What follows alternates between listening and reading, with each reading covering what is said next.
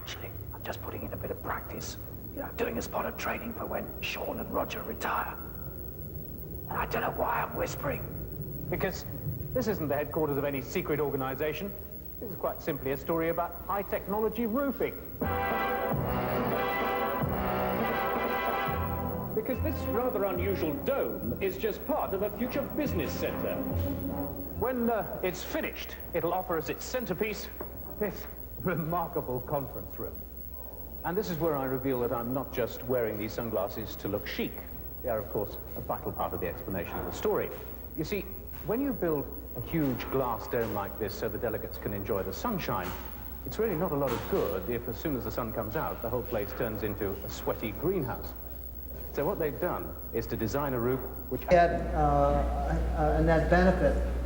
Whereas double glazing, you can go too much.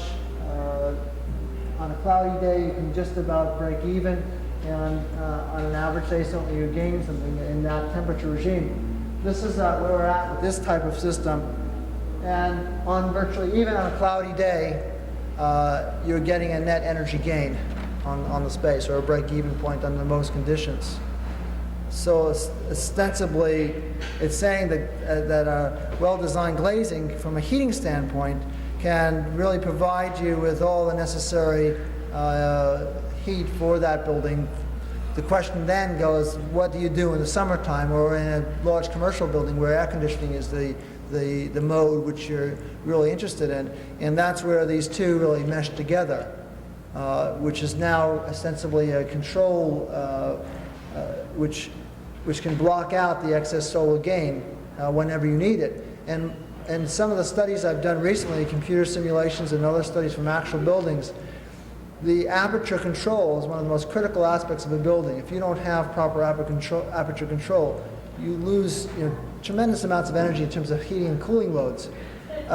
If you, for instance, the application of this type of film or glazing onto a large commercial building would lower the cooling requirements something by 30%.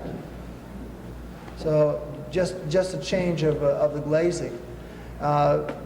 Traditionally, a lot of people are not using shading devices on these large glazed structures. Nobody's using shading devices.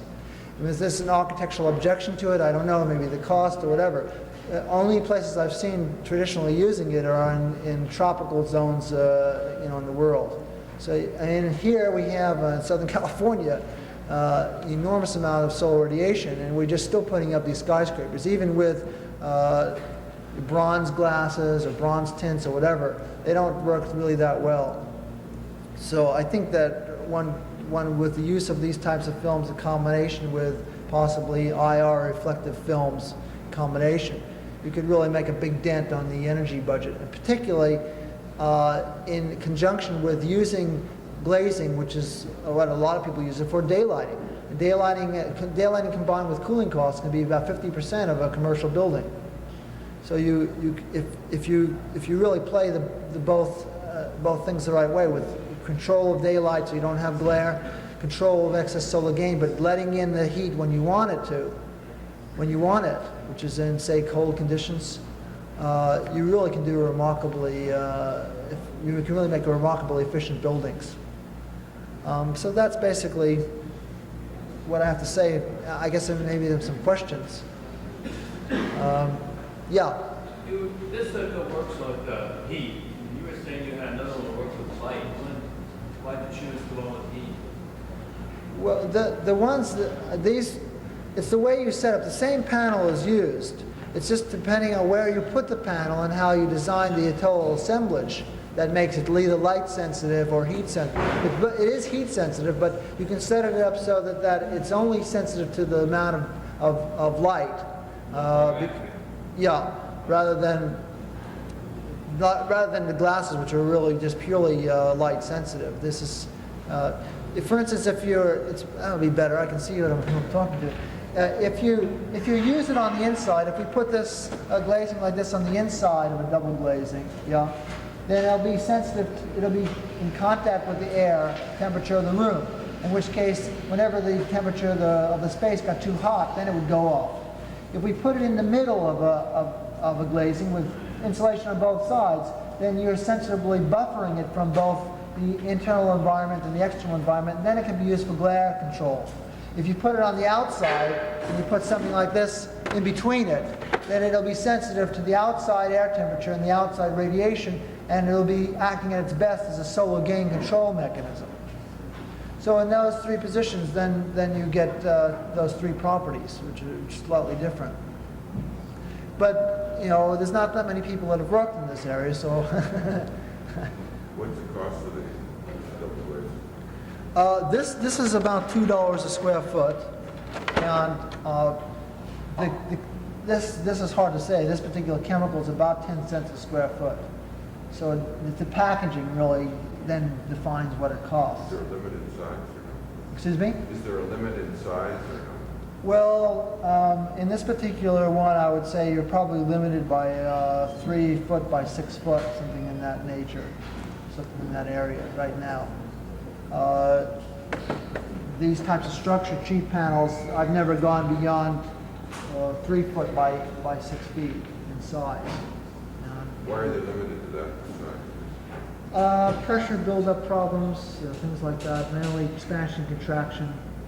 Those, if it was made into a solid, which is what I'm hoping to do, so rather than using fluids, if you can get it into a solid form, then I think you start opening up to larger scale and much less messier problems. Right now, it's really the Wright brothers type approach, and it's really very, I would say, not very sophisticated as compared to what it will be in, say, 3 or 4 or 5 years' time. The other thing I didn't understand, if it's really on the inside of the glass, or the outside of the glass, it seems that the heat gain would be similar. You'd still be gaining the outside heat. Yeah, if it's on the inside of the glass, it's in its worst position for dropping the amount of heat gain. All you're getting there is depending on the whiteness of it, if it's highly reflective, say if it's 90% reflective, then it will bounce back the radiation. And of course, if you have intermediary glazings in between and that's absorbing, you have to take the whole thing into account. If it's on the outside, that's when it really acts in its best in terms of solar gain. And the one, as I said, we have from 3 to 5% solar gain factors or shading coefficient from the system, which is pretty good. And something like 120 to 1 in terms of controlling daylight. So. Do you have any control over the passive shading of it? What do you mean by control? Well, for example, do you have any control of the sun shading it out instead of becoming translucent? Since it's heat sensitive, you know, once the sun's in a certain position and above a certain level, you know, it's going to go. There's nothing you can do about it. That's the big disadvantage of the thermochromic system, and why a lot of people have looked at electrochromics, which is probably most of you are familiar with it. Electrochromics is using multi-layer metallic coatings that can change their transparency by passing electric currents through them. And for instance, we would have loved to use electrochromics on this job, but you can't find anything larger than this size that works, and they don't even work that well. And when they do go, the ones that I've seen, most of them are dark colored. And then we would have had another problem, you know, which is the solar gain problem. You mentioned the high-rise insulation system. Would the disadvantage being that it becomes opaque and you really can't see out of it? Well, I think that this is something which is an architectural aesthetic question as to where you use this material. Certainly I've seen many things where light walls, where walls are just diffuse light elements, and I guess a mixture of those kinds of components with normal views, normal glazings, is what you would have to come to. Right now what we've got is a lot of skyscrapers with just total glass fascia. And what I'm saying is that maybe a rethinking of that, the proportion between where you need a view and you want to have daylight, and you want solar control, daylight control, maybe there should be a rethinking of the way these buildings are being built if this technology was commercially available. I don't know. I mean, it's another architectural vocabulary. It's another word in the architect's vocabulary, and where people use it and how they use it, I don't know. It's something that still needs to be defined. Do you guarantee these panels? Do I guarantee them? pay me enough money. No, I think that right now these panels are treated as very much experimental. These panels, I think, would guarantee. That's no problem. There's inherently nothing goes wrong with those. But the thermochromic panels are really experimental panels. You know, unless they were, you know, within a certain limited time period, I think I probably could get people to guarantee them for a couple of years, but that's about it. Is any large corporation, have they approached you in terms of this thing? Well, one large corporation has tried to buy us out, Pilkington, which is the largest glass manufacturer in the world. They own they own part of LOF and a number of other American companies. But typically, most of them just want to work with us, and once we get it, then they'd like to market it and do these things. But Does that large one want to buy you out to use it or buy you out to kill it? well, I believe they want to kill it, but that's why I didn't bother to go any further. It's hard to beat these people. They're just legally so much stronger than you. And once you're in a contractual agreement with them, they can just kill it. Typically, I don't think they'll put it out until other people are putting it out. And I believe that within 2 years you'll see at least 4 manufacturers putting out thermochromics. Now, I know the Japanese, Asahi, work pretty heavily in it. PPG is working with it, a number of others. Just got a little bit further on electrochromics and the holographic. Well, the electrochromics, there's probably 10 organizations that are working in electrochromics right now. The ones that are funded by, for instance, the Department of Energy is the SCI-Arc, work at SCI-Arc, and I know people that are working there. And basically, if you compare the quality of what they have to what we have now, they look even worse than what we've got. In terms of if you look at a square that size, maybe portions of it will go off rather than the whole thing. And architects really aren't going to use material like that unless it looks crisp and clean. That's the biggest objections to these. They don't really look super quality. I don't think people like to use it on buildings. There are some applications where people don't mind it. I guess there was one application that came up, which was a horse stable in California, where they just want solar control, and they don't really care if it looks a little uneven or whatever. But the electrochromics, I've been told by Lawrence Berkeley Labs that they don't expect electrochromics to be solved for 10 years. What about The holographic technology, ostensibly, this one company, I used to work for them, and I still do consultancy for work. Like I just did a job for them recently.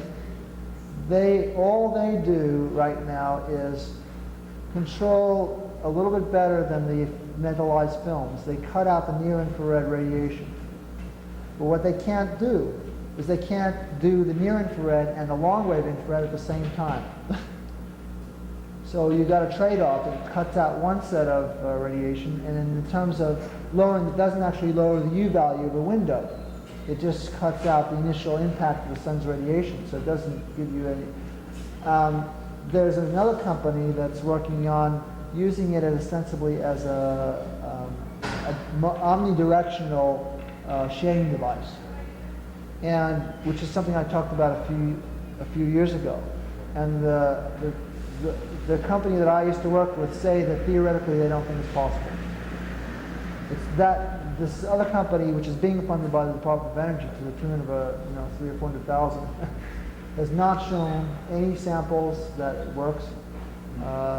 And the best minds that I know of now say that they don't think it's possible to create that kind of technology in being able to be instance angle selective and being able to let through the right amount of radiation. So I believe that short term, that the thermochromic technology will probably be the first ones that will make an impact. And then if we're lucky, and if they do make an impact, then probably the electrochromics will come in earlier. Instead of being 10 years away, maybe they'll be 5 years away, because all these other corporations that will put the bucks into it will see an incentive to do it. My belief is that probably most of these technologies can be solved fairly quickly if really lots of talent was thrown at it. It's really, look at how far I came along with just a bunch of people. And just because there was a client that wanted it, we took it, one step further than anybody else. And we're not, not the creme de la creme of chemistry or technology. At least I don't view myself as certainly a chemistry giant. And I just think that my idea really is now whether or not the company that I help form is the one that puts it into the world on a large scale. I really don't care at this point because I don't even think we will. But my idea really is to get enough people that are interested in it and get it out there on enough projects so people see the benefit of it, that somebody will take it up and really make it into a workable technology that can be used on a large scale. So I think it has great potential in that area. Are there any other questions? I'm sure there must be some questions you're dying for.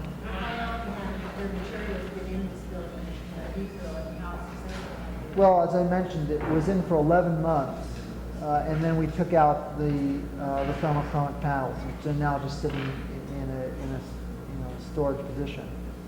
We didn't. The client really. I got a funny letter from them once where they said, about buying a bunch of buckets to hang up underneath the panels that were leaking. But there's, on a high-class conference center, really, they can't deal with that. So they took it out, and we have 11 months of data. We know it worked very well, and it's just a question of solving those, those problems. So you're manufacturing and selling them, or you just stopped? Well, we're not selling anything at the moment. We do research into it, and if there's projects that come up, then we would see whether or not we felt that we can handle that particular job. This particular panel I can get made commercially. That's not a problem. But I've kind of held back on that until I have the other technology. It seems like they somewhat go together. And it hasn't been a big, not many people are breaking down the door to buy it. The fact that it has a R value of 4, and it also is ostensibly, when you make it up into a sandwich panel, it's ostensibly a structural panel. So you have a glazing. You can make very large. We've made, very large panels out of this stuff, and structurally sound glazed panels. But there isn't really a big market for that at the moment. I think the films, the infrared films, perform just about as well as this, and they do it for 75 cents a square foot. So people aren't jumping up and down to buy it. I think it has unusual properties, mainly in not only the thermal properties but the sound properties, and that's where people have been interested in it. Because if it knocks out the low frequency noise, and particularly in areas around airports where you have schools and other types of buildings, then there's an interest in that type of material where you're looking at daylighting, and you're not so interested in the view. Clearly this blocks out the view. The other interesting properties about it is that it's a diffusing element, and it throws in the light much more deeply than a normal glazing, so that you can do deeper bay designs with something like a diffusing layer like this than you can with normal glass. So, for instance, for clear story applications and things like other types of panels where you're not so concerned about views, and you want really good acoustic properties along with the thermal properties, and this particular material is very good. I guess the other thing is it may be useful for making structurally glazed, where you're actually using a structure which is made from glazing, because it is a sandwich panel. Just that the applications haven't really come up. This is the one material. We've also moved to another material, which will, in fact, I'll be meeting with the man that's going to help me do it tomorrow. And this is a new material, which is polyarylate, which is developed by Union Carbide, which don't have a great name at the moment, which ostensibly is the same physical properties as polycarbonate, but its UV stability is about the same as acrylic, so it's got a 30-year life rather than a 10 to 12-year life, and which is much better than polycarbonate. Polycarbonate really is not a very good material, to be honest. So. I brought some brochures along here so that you can take away for you. And you're welcome to have one or two or whatever you like. It has some of the information in here and some of the technical information. By the way, one of the interesting things about these materials is that they're spectrally neutral. They can be made so that you, as you probably can see here, it doesn't have any predominant color.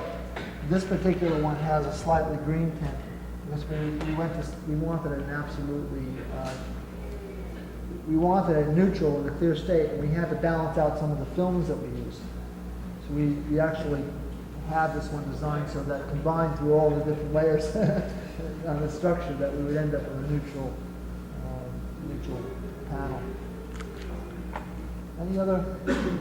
Why don't I show you some of this probably, can you see these? You can see this is a little bit better in terms of the color quality because, as I said, the slides were a little bit yellow tinted.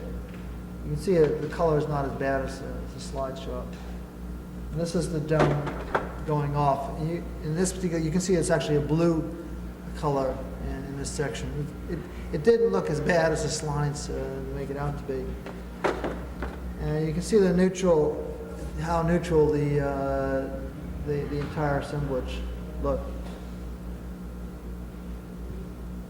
And can you see it all the way back there?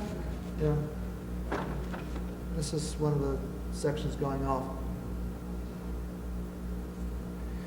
What we found is there was, it would either look a yellow like this or a gray. It was very, for instance, when it went around onto the east side or the west side, it typically looked a gray color. It made you totally aware of the sky. In fact, even when there was a sunset or a sunrise, it would show up all the different colors onto this, essentially a diffused inner layer. And quite interesting. I didn't capture it all on the film, I'm afraid, but every time I looked at it, it seemed to be a different color. Which is interesting or not interesting, I guess, if you like changing things. It was always moving and always changing, and the color was always never the same color. Are any other questions about this? No? No? Well, I'll be happy to talk to anybody on an individual basis, or if you want to come up.